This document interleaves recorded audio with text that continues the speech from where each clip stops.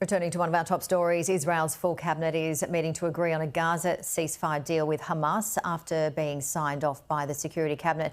Until a ceasefire between Israel and Gaza formally comes into effect, the people of Gaza still face the threat of Israeli attacks. Well, joining us live is former Howard Government Minister and Bondi Partners Senior Advisor, Peter McGauran. Great to see you. Happy New Year. You too, Janie.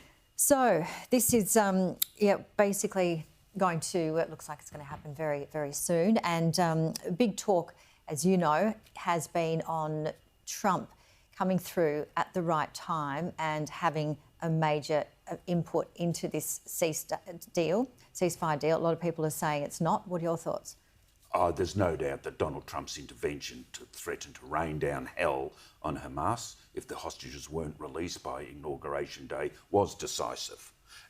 What's now apparent is that every time Joe Biden criticised Netanyahu, with whom he's got a difficult relationship, Hamas pulled back from the negotiations. So Biden was inadvertently weakening the negotiation process.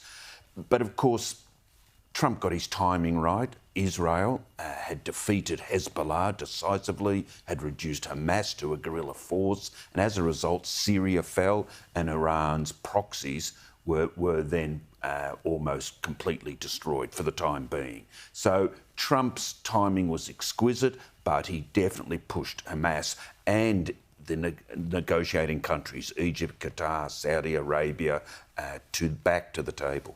All right. And certainly the next few days are going to be crucial, and there is talk that, phase one might work, phase two might not. So it's still quite unsettling for many people, especially for those people waiting to bring home their loved ones and hostages. Exactly, Janie. The path ahead is full of uncertainties. Phase one should succeed. 33 hostages will be released in return for 1,000 Palestinians prisoners being released. But stages 2 and 3 are ill-defined. But I do think the ceasefire will create sufficient momentum because the Arab countries, which represent Hamas's only lifeline to reconstruction and to aid and medical assistance and the like, will insist on the ceasefire. But frankly, I don't think they've got a clue as to what a Palestinian state will look like because nobody wants Hamas involved, and yet Hamas will insist on a presence, and Israel won't tolerate that. So we'll get through the ceasefire, God willing, but the future design of a Palestinian state is shrouded in uncertainty. I remember there was a polling done in September, and a lot of Palestinians were saying that they didn't want Hamas as their political leader. So it would be very interesting to see the outcome of that, if that is at all possible. That would be welcome, and that would be a change. They've suffered so much, and Hamas took them into this war and destroyed their state.